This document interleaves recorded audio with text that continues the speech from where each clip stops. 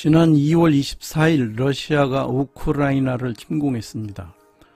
러시아 우크라이나 전쟁이 일어난 것입니다. 2회에 걸쳐 이에 대한 분석을 해보려 합니다. 이번 회에서는 전쟁에 오기까지 우크라이나의 역사와 환경에 대해 알아보겠습니다. 다음 회에서는 러시아와 미국이 전쟁으로 얻는 이득이 무엇인가 살펴보겠습니다. 28년 전 우크라이나는 부다페스트 안전보장 각서를 받고 핵을 포기했습니다. 그러나 지도자들은 그 종이 각서를 믿고 국방 안보를 게을리했습니다. 결과는 오늘날 우크라이나를 바람 앞에 등불로 만들었습니다. 뒤늦게 우크라이나가 북대서양 조약기구 즉 나토 가입을 추진한 것은 2014년 크림반도를 빼앗긴 뒤 동맹의 중요성을 절감했기 때문이었죠. 볼로디미르 젤렌스키 우크라이나 대통령은 유대인 집안에서 태어나 경제학을 전공했습니다. 그는 코미디언 출신으로 2019년 5월 73.19%의 지지를 얻어 대통령이 됐습니다. 2013년 유럽 통합을 지지하는 유로마이단 혁명 이후 친러주의자 야누코비치 대통령이 러시아로亡명하고 페트로 포로셴코 대통령이 나토 가입을 추진했으나 지지부진해지자 국민들이 젤렌스키를 선택한 것입니다. 그렇지만 뒤늦은 나토 가입은 유럽이 러시아를 의식하는 상황에서 그리 쉽지 않았습니다. 힘없는 평화는 국민을 지킬 수 없다는 사실을 깨달았지만 이미 때는 늦었습니다. 러시아는 지난해 말 군사훈련을 이유로 우크라이나 접경지역에 10만이 넘는 병력을 배치했습니다. 우크라이나의 나토 가입을 막기 위해서였죠. 곧 키예프가 무너질 것입니다. 이제 러시아의 푸틴이 어느 정도 선에서 멈출 것인지가 관심입니다. 조지아에서의 경우처럼 루간스크와 도네츠크에서 멈출 것인지, 돈바스 지역과 크림반도로 있는 해안선까지 자국 영토로 편입할 것인지, 아니면 내친 김에 드네프르강 서쪽 친러시아 성향의 동부까지 확장할 것인지가 그것입니다. 그동안 러시아는 우크라이나 접경의 대규모 군사 활동 이후로 나토 확장에 따른 러시아의 안보 불안을 들면서 서방의 문서화된 안보 보장을 요구해왔습니다. 세계 최고의 핵전력과 미국에 이어 세계 2위의 재래식 군사력을 보유한 러시아가 안보 불안을 느낀다는 것 자체가 이해하기 어렵습니다. 그러면 왜 푸틴은 우크라이나의 나토 가입을 기를 쓰고 막으려고 하는 것일까요? 여기에는 푸틴의 강한 러시아 전략이 있습니다. 1991년 12월 8일 옛 소련은 러시아, 우크라이나, 벨라루스, 조지아, 발트 3국 등 15개 국가로 해체됐습니다. 러시아는 곧바로 12개국이 독립국가연합을 만들어 경제협력을 계속했지만 2005년에는 투르크메니스탄, 2008년에는 조지아, 2014년에는 우크라이나가 탈퇴하여 현재 9개국이 남아 있습니다. 리투아니아, 라트비아, 에스토니아 발트 3국은 2004년 유럽연합과 나토에 가입하고 유로화까지 도입하는 등 친미 친서방 노선을 고수하고 있습니다. 조지아는 2003년 친서방 노선을 걷는 정권이 들어선 이후 나토 가입을 추진해 왔는데 러시아의 반발로 성사되지는 않았어요. 그런데 1999년부터 러시아의 블라디미르 푸틴이 강한 러시아를 주장하며 주변국에 대한 개입을 강화하고 있습니다. 러시아는 2022년 1월에는 카자흐스탄의 반정부 시위 사태에 적극 개입해 영향력을 과시함으로써 지역 패권의 복원을 시도하고 있습니다. 또한 베네수엘라, 쿠바, 니카라과 정상과 잇따라 전화회담을 하며 각종 지원을 약속했습니다. 지구 반대편 중남미까지 전 세계의 영향력을 발휘하겠다는 신호탄이죠. 소련 붕괴 이후 그동안 러시아에 불리하게 기울어진 유럽 대서양 안보지형을 근본적으로 변경해보려 하는 것입니다. 푸틴도 이익이 큽니다. 영토 확장은 차치하고라도 장기 집권으로 인해 누적된 피로감을 떨쳐버리고 지지율을 끌어올려 추가 집권의 토대를 만들 수 있죠. 그러면 이번엔 우크라이나는 어떤 나라인가 알아보겠습니다. 우크라이나의 국토 면적은 우리나라 한반도의 약 3.5배에 달합니다. 러시아 다음으로 유럽에서 땅이 제일 넓죠. 국토의 67%가 경작지로 토지가 흑토로 비옥해서 유럽의 곡창지대로 알려져 있습니다. 세계 제8대 철강 생산국으로 25%의 티타늄 매장량을 자랑하는데 망간도 세계 채굴량의 20%를 차지합니다. 미 반도체 업체들은 네온가스의 90% 이상을 우크라이나에서, 팔레듐의 35%를 러시아에서 들여오고 있습니다. 인구는 4,350만 명으로 우크라이나인이 약 80%고 러시아인이 20% 가까이 됩니다. 공용어는 우크라이나어입니다. 드니프로강 동남쪽에는 러시아인들이 많이 살고 있고 서쪽에는 우크라이나인들이 주로 삽니다. 1986년 4월 우크라이나 북단의 체르노빌 원자력 발전소의 폭발 사고로 잘 알려져 있죠. 또한 김태희가 밭을 맨다는 말이 있을 정도로 미녀의 나라로 알려져 있습니다. 드네프로강을 끼고 있는 우크라이나의 키예프는 러시아와 벨라루스 등 슬라브족들의 발원지였습니다. 동슬라브족 최초의 국가 키예프 루스는 현재 우크라이나의 수도 키예프를 중심으로 9세기 무렵 세워진 국가였습니다. 동슬라브의 종가는 우크라이나였으나 몽골 침략으로 쇠퇴하고 말았죠. 분가에 해당하는 모스크바가 대두하여 루스라는 이름까지 빼앗아갔어요. 우크라이나는 11세기 키예프 루스 공국이 세력을 잃은 이후 약 1000년이 지난 뒤에야 민족국가로 독립합니다. 러시아와의 악연에 대해 알아봅니다. 러시아는 우크라이나를 원래는 한나라하고 같은 민족인데 떨어져 나간 탕화 또는 나쁜 동생쯤으로 취급합니다. 17세기 폴란드의 지배 아래에 있던 우크라이나 코사크 부대가 무장 봉기를 일으킵니다. 율브리너가 출연하는 대장 브리바 영화의 배경입니다. 그러나 결국 러시아에 도움을 요청한 뒤 페레아 슬라프 조약을 맺습니다. 그 내용에 우크라이나인은 러시아 차르에게 충성을 맹세한다는 내용이 있기 때문이라고 합니다. 오늘날 러시아가 우크라이나는 우리의 고토라고 주장하는 근거가 되고 있죠. 반면에 우크라이나 사람들은 옛 소련 시절 그들이 자행했던 폭정과 억압, 학살을 지금도 똑똑히 기억하고 있습니다. 1932년 소련의 스탈린에 의해 농지의 소유권을 몰수한 집단 농장 정책으로 소출된 곡물을 러시아로 다 가져갔습니다. 이로 인한 홀로도모로 대기근 때문에 우크라이나 인구의 3분의 1 정도가 굶어 죽었어요. 1930년대 초반 들판에 버려진 이삭 쇠톨만 주워도 현장에서 러시아 비밀경찰 총에 맞아 죽었던 일들을 모두 기억합니다. 이 때문에 반러 감정이 생겼고 러시아를 극도로 싫어합니다. 더구나 아직도 러시아인들이 우크라이나에 그대로 놀러앉아 전문직을 포함한 요직의 상당 부분을 차지하고 있는 상황이죠. 드네프로강을 경계로 우크라이나는 친러시아 성향의 동부와 친유럽 성향의 서부로 나뉘어 분열과 갈등이 계속되고 있는 것도 이번 사태의 한 원인입니다. 크림반도가 우크라이나에 편입된 상황도 알아봅니다. 우크라이나는 14세기부터 점차로 폴란드의 지배를 거쳐 17세기 말에 러시아에 병합됐어요. 이후 드니프로강 서쪽은 폴란드와 오스트리아의 지배를 받았고 동쪽은 러시아에 속해 있었죠. 1917년 러시아 제국 멸망으로 독립하였다가 볼셰비키 혁명 이후 1922년 소련이 성립될 때 그 일원이 됐습니다. 우크라이나는 소련의 서기장 2명을 배출했는데 후르시초프와 브레즈네프가 그들입니다. 1954년에는 소련 공산당 서기장인 후르시초프가 연방의 일원이던 우크라이나에 반소 감정이 강하던 크림반도를 친선의 의미로 양도하면서 크림반도는 우크라이나에 편입됐습니다. 그러나 2014년 3월 러시아가 무력을 동원해 크림반도를 병합하면서 1991년 소련 해체 이후 23년 만에 다시 러시아 영토가 됐습니다. 크림은 요새라는 뜻이죠. 영어로는 크리미아 반도라고 해요.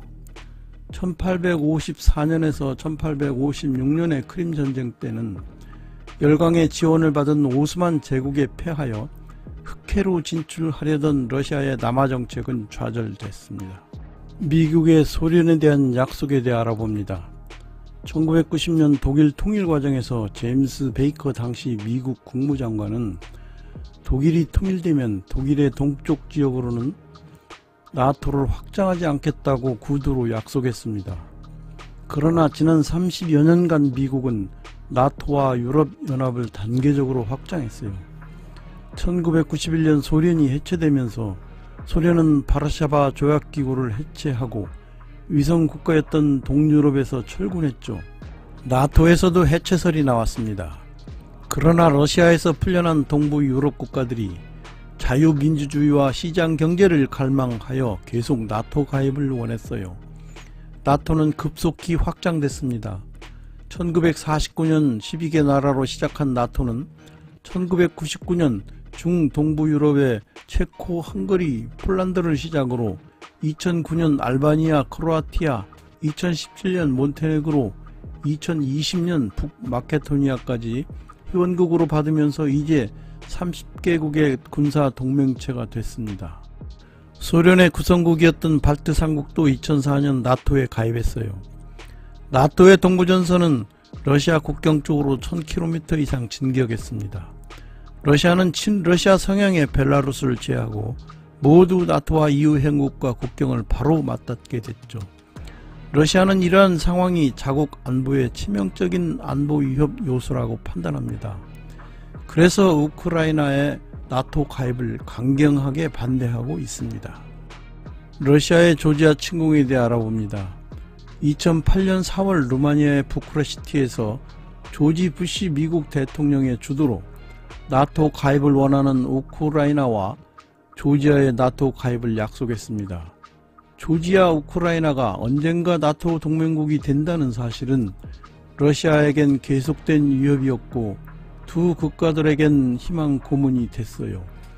러시아 입장에서는 안보에 치명타를 가할 수 있는 우크라이나와 조지아까지 나토에 가입하고 코앞에 나토군이 배치되는 상황을 더는 좌시할 수 없는 지경이 됐죠.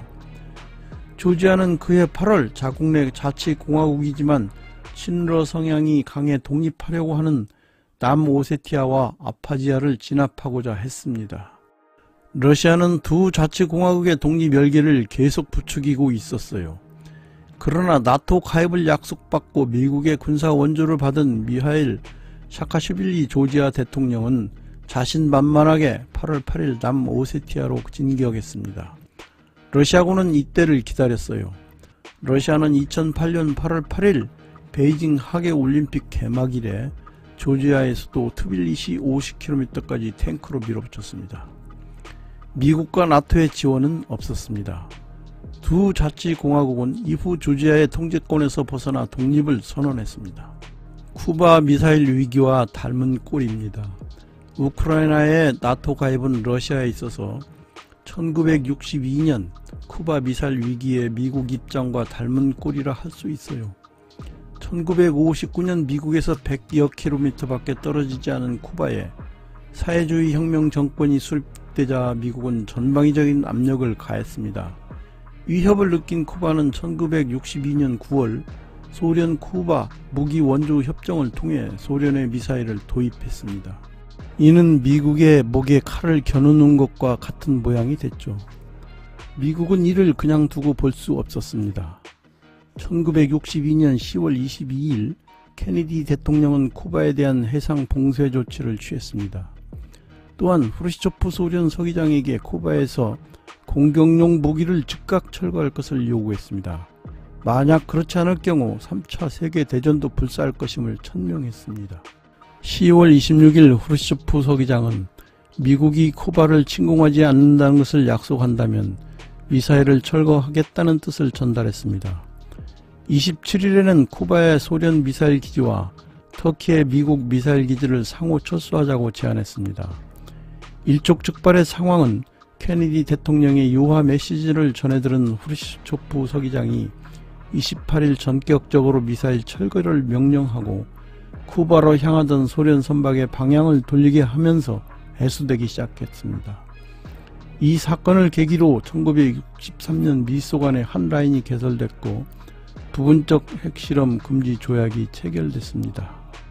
28년 전 종이 각서만 믿다가 러시아 속국이 될 위기에 처했습니다.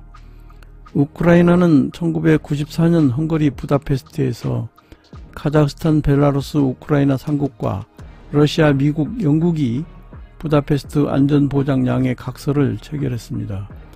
우크라이나는 미국과 서방의 안전보장과 경제 지원을 받는 대가로 1800개의 핵탄두를 모두 러시아에 반환하기로 합니다. 그리고 미국의 기술 지원을 받아 미사일 등을 해체했습니다. 1996년 마지막 핵탄두가 우크라이나를 떠났고 2001년 핵무기 시설 해체도 완료됐습니다. 우크라이나의 불행은 이때부터 시작됐다는 주장이 많습니다. 러시아는 1990년 고르바초프 당시 소련 공산당 서기장에게 했던 약속의 마지막 단계라도 지키라고 요구했습니다. 러시아는 우크라이나 위기 해소를 위해선 우크라이나에 대한 서방의 무기 공급이 중단돼야 하며 이미 공급된 무기는 우크라이나 밖으로 철수시켜야 한다고 요구했죠. 이어 2008년 부쿠레슈티 성명을 철회하고 중부 및 동부 유럽의 나토군 자산을 철수하라는 기존 요구를 반복했습니다. 그러나 미국과 나토는 이미 2008년에 명문화한 가입 환영을 이제 와서 푸틴의 요구대로 가입 배제로 바꿀 수도 없었죠. 그렇다고 러시아의 무력 침공에 참전할 수도 없습니다. 종이 각서만을 믿고 국가 안보를 외국에 맡긴 우크라이나는 지금 국가 존망의 기로에 섰습니다. 전쟁을 멈추기 위한 국제사회의 노력도 없지 않았습니다. 2014년 9월에는 우크라이나, 러시아, 루간스크 인민공화국, 도네츠크 인민공화국이 벨라루스의 수도 민스크에서 정전협정을 맺었습니다. 이른바 민스크 협정입니다. 그러나 협정은 지켜지지 않았고 충돌이 계속됐죠. 수도 키예프 등 서부와 달리 동부 돈바스는 문화적으로도 친러 성향이 강합니다. 일단 공식 언어가 러시아어입니다. 우크라이나 통화인 흐리브나 대신 러시아 루블라를 사용합니다. 400만 명 수준인 돈바스 인구의 30% 이상이 러시아 여권을 소지한 러시아인이죠. 우크라이나 전체 인구 대비 러시아인 비율 17.3%의 2배에 가깝습니다. 민스크 협정에 따라 유럽 안보협력기구가 전선을 감시하고 정전협정 위반을 보고하면서 대규모 충돌은 멎었습니다. 그러나 협정 이후에도 산발적인 교전으로 현재까지 약 1만 5천 명이 사망했고 150만 명은 고향을 떠나 피난길에 올라야 했습니다.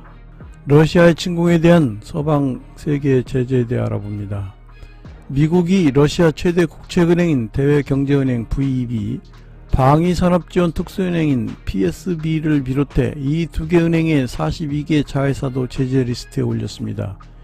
이들이 가진 해외자산은 동결되며 서방과의 거래도 차단됩니다. 미국은 또 푸틴과 푸틴 대통령 측근을 비롯해 일부 국영은행 고위 관계자도 블랙리스트에 포함했습니다. 동맹국의 대러 제재도 이어지고 있습니다. 독일은 러시아와 독일을 잇는 가스관 노르트스트롬2 사업을 중단하기로 했습니다.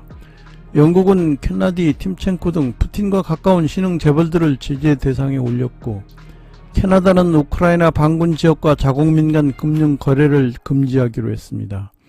특히 미국은 전면전에 대비해 F-35, 아파치 헬기 등을 발트해 상국 및 폴란드에 전진 배치하기로 했습니다.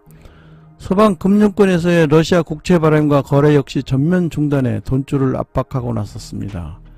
27일 미국과 EU는 러시아를 스위프트 결제망에서 축출하고 러시아 중앙은행의 국제 보유 조건도 제한했습니다. 스위프트는 전세계 200여국에서 1만 1천 곳이 넘는 금융기관이 사용하는 전산망으로 국경을 초월해서 돈을 거래할 때 필요합니다. 우크라이나는 이 시스템에서 러시아를 차단할 것을 촉구해 왔습니다. 그러나 처음에는 러시아의 스위프트 퇴출을 포함시키지 못했습니다. 러시아와 거래하는 다른 국가들이 입을 피해를 감안했기 때문입니다. 유럽은행들이 러시아에 빌려준 돈을 제때 돌려받을 수 없게 되는 점도 망설이는 이유 중 하나였지만 이제 결단을 내린 것입니다. 그렇지만 러시아는 이미 이에 대비해 놓았습니다. 여기에 대해서는 다음 회에 자세히 말씀드리겠습니다. 러시아 입장에서는 우크라이나가 친러 국가로 남아야 자국 경제 산업 역량을 키우기에 유리합니다. 친러 반군이 장악한 동부 돈바스 지역은 우크라이나의 공업시설이 집중된 지역입니다. 우크라이나 사태는 군사적 외교적으로 자립할 능력을 갖추지 못할 때 전략적 요충지는 언제든 강대국들이 격돌하는 장기판으로 변할 수 있다는 사실을 여실히 보여줍니다. 우크라이나의 나토 가입을 견제하는 러시아, 국내 사드 배치를 견제하는 중국, 두 대국의 셈법은 놀라울 만큼 흡사합니다. 소련은 우크라이나 역사를 러시아사로 편입시키고자 합니다. 중국은 동북공정에 이어 문화공정까지 일삼으려 하고 있습니다.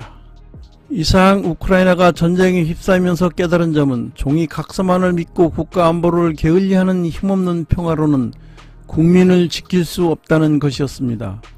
다음 회에서는 이번 전쟁의 실질적 당사자인 러시아와 미국의 노림수는 무엇인가에 대해 살펴보겠습니다. 내용이 마음에 드셨다면 더 많은 노출을 위해 구독과 좋아요를 꾹 눌러주시면 많은 힘이 됩니다. 다음엔 더욱 좋은 자료로 여러분을 모시겠습니다. 감사합니다.